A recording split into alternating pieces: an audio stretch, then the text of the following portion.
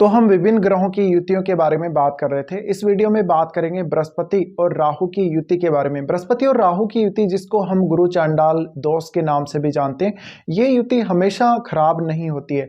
देखा जाए तो इस युति को बहुत ज़्यादा खराब माना गया है, बहुत बुरा माना गया है और काफ़ी लोग इससे भयभीत भी होते हैं। लेकिन वास्तव में ये जो युति है वो काफ़ी ज़्यादा एक्सपांसन वाली युति है, विस्तार वाली युति है, 1 का 2, 2 के 4 करने वाली युति है। अब ये कौन से भाव में आपके युति बन रही है उसके ऊपर बहुत कुछ डिपेंड करता है। और यहाँ बृहस्पति कितना मजबूत है, यहाँ राहु कितना मजबूत स्थिति में बैठा है इस युति में, ये बहुत ही इंपॉर्टेंट है। क्या इस युति में आपका बृहस्पति वक्री है, क्या क्या आपका जो बृहस्पति वो मार्गी है, ये देखना भी बहुत महत्वपूर्ण है। तो ये हर भाव में, जब भी किसी भी भाव में चार्ट में बनेगी, हर भाव में ये युति उतनी खराब नहीं होती जितना कि इसको वास्तव में बताया जाता है।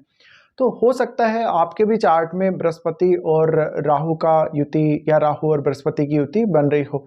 देखिए, अगर ये युति आपके चार्ट में शुक्र की राशियों में है तो ऐसे में ये युति बहुत ज़्यादा भौतिकतावादी जीवन की तरफ आपको लेकर चली जाएगी। इसके अलावा आपके जीवन में धन संपत्ति की कोई कमी नहीं होगी, आप एकदम लेविश लाइफ जिएंगे। लेकिन वहीं ये युति आपको रिलेशनशिप में बहुत ज़्यादा प्रॉब्लम देती है। आप अपने जीवन साथी को अंडरस्टैंड नहीं कर पाते, कभी कभी आप अपने जीवन साथी को बहुत ज़्यादा डोमिनेट भी करते हैं। डिपेंड करता है ये आपके चार्ट में कहाँ कौन से भाव में बन रही है। इसके अलावा इस युति में जब भी आपको ऑलरेडी पता है कि राहु के साथ जो ग्रह बैठेगा, राहु उसको मल्टीप्लाई करता है, ऐसे में यहाँ जुपिटर का अच्छा होना बहुत जरूरी है। और ये किसी भी ऐसे शुभ भाव में ये युति बने तो ज़्यादा बेटर रहेगा। अगर ये युति आपके किसी अशुभ भाव में बन रही है तो निश्चित रूप से आपको काफ़ी परेशानी भी होगी। लेकिन हो सकता है ये कभी कभी केंद्र भाव में ये युति उतनी अच्छी नहीं मानी जाती, तो हो सकता है आपके चार्ट में भी ये जो युति है काफ़ी अच्छी स्थिति में होगी और इसका आपको शुभ परिणाम भी काफ़ी मिला होगा।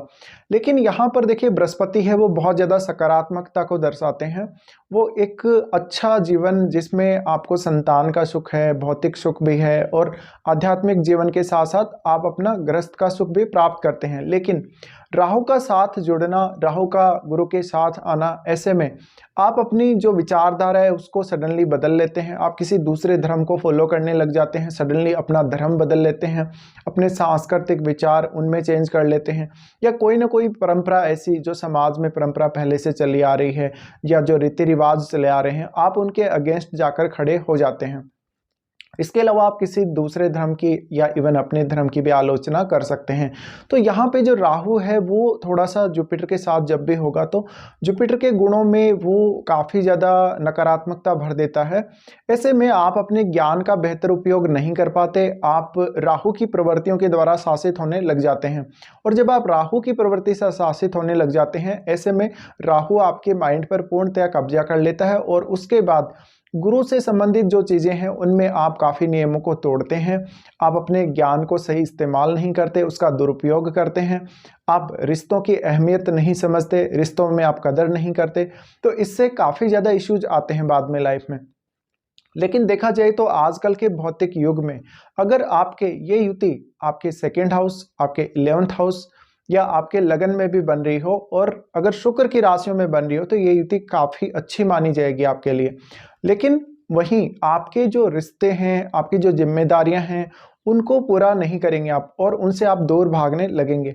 ऐसे में जरूरी इस बात का है कि यहाँ बृहस्पति बहुत ही मजबूत स्थिति में हो तो कुछ हद तक जो नकारात्मकता जो है इस युति की वो काफ़ी कम हो सकती है। अगर यहाँ इस युति में बृहस्पति भी वक्री है तो ऐसे में राहु पूर्ण रूप से बृहस्पति पर अपना प्रभाव जमाएंगे और बृहस्पति अपना शुभ परिणाम नहीं दे पाएंगे। इस वजह से आपको काफ़ी ज़्यादा प्रॉब्लम्स हो सकती हैं। जैसे किसी जातक के अगर ये युति 7म भाव में बन रही है तो 7म भाव में बनने से मैरिड लाइफ के बहुत ज़्यादा डिस्टर्ब होने के चांसेस होते हैं। इवन आपका जीवन साथी के साथ किसी भी प्रकार का अटैचमेंट नहीं रहता, जीवन साथी को आप अंडरस्टैंड नहीं कर पाते, जीवन साथी आपको धोखा देता है। साथ साथ में अगर किसी जातक के लगन में इस प्रकार की युति हो तो ऐसा राहु और गुरु आपको बहुत ही ज़्यादा लेविश लाइफ देता है, बहुत ज़्यादा ऐसी लग्जरी वाली लाइफ जिसमें आप बहुत ऐशो आराम करते हैं। लेकिन देखिए, यहाँ पर राहु के साथ जुपिटर का आना आप लंबे समय तक जुपिटर से रिलेटेड चीज़ों को होल्ड नहीं कर सकेंगे अपने जीवन में। और ये बिल्कुल हकीकत आपकी लाइफ में भी ऐसा ही होगा कि आपके पास पैसा नहीं रुकता होगा, आपको संतान का अच्छा सुख नहीं मिला होगा, या अगर संतान का अच्छा सुख मिला भी है तो संतान आपकी आज्ञाकारी नहीं है। साथ साथ में ये युति कभी भी इस प्रकार से बन रही हो तो आपको शरीर में वजन से रिलेटेड प्रॉब्लम हो सकती है। आपको वजन बहुत ज़्यादा बढ़ा हुआ हो सकता है, शरीर में मोटापा हो सकता है, डाइजेशन सिस्टम की प्रॉब्लम्स हो सकती हैं। इसके अलावा आपका जो बॉडी है वो फूला फूला सा हो सकता है, चेहरा बहुत बड़ा हो सकता है। यहाँ पर अगर हम इस युति को कंपेयर करें सेकेंड हाउस या 11th हाउस से, तो ये 11th हाउस में ज़्यादा अच्छी मानी जाएगी आपके लिए। लेकिन यहाँ अगर जुपिटर का प्रभाव ज़्यादा हो तो ऐसे में राहु कुछ खास ज़्यादा आपके बिगाड़ नहीं पाता, रिश्तों में भी आप हमेशा अहमियत देंगे। बट 11th हाउस की जहाँ तक हम बात कर रहे हैं तो 11th हाउस में ऐसा राहु के साथ बृहस्पति आपको धन बहुत ज़्यादा देता है। आपकी जो एक्सपेक्टेशन है, आपकी जो इच्छाएं हैं, उनके विपरीत ये धन देता है। ऐसे में निश्चित रूप से कहीं ना कहीं आपको बहुत ज़्यादा धनी बना सकती है ये युति, लेकिन आप उन चीज़ों का इस्तेमाल सही तरीके से नहीं करेंगे। अवैध काम आप बहुत ज़्यादा करेंगे, नियमों को तोड़ेंगे, इससे आपको काफ़ी नुकसान होगा। साथ ही साथ ये युति आपको कंसंट्रेट कभी नहीं करने देगी जीवन में। आप बहुत ज़्यादा ऑब्सेसिव नजर आएंगे किसी भी मामले में। तो अब डिपेंड यही करता है कि ये युति आपके कौन से भाव में बन रही है, ये सबसे इंपॉर्टेंट है। अगर मान लीजिए ये युति आपके 9th हाउस में बन रही है या आपके 12वें भाव में बन रही है तो ये आध्यात्म की तरफ भी संकेत करती है। और ऐसा राहु और गुरु का युति आपको आध्यात्मिक जगत में बहुत ज़्यादा नेम फेम दे सकता है। साथ साथ में ये युति ये भी दिखाती है कि आप उच्च अध्ययन के लिए विदेश यात्रा करेंगे या रिसर्च वगैरह के लिए विदेश यात्रा करेंगे। तो यहाँ पे आप इसको अपने धर्म, संस्कृति, अपने रिलेशनशिप और बाकी आप अपने स्टडी से जोड़कर भी देख सकते हैं। इसके अलावा अगर ऐसी युति हो तो जातक विदेश से बहुत ज़्यादा धन अर्जित कर सकता है। साथ साथ में जातक अपने गुणों का दुरुपयोग कर रहा होता है। भले ही बृहस्पति ने उसको कितने अच्छे गुण दिए हैं लेकिन वो वास्तव में बृहस्पति से रिलेटेड चीज़ों का अच्छे से यूज़ नहीं कर पाता।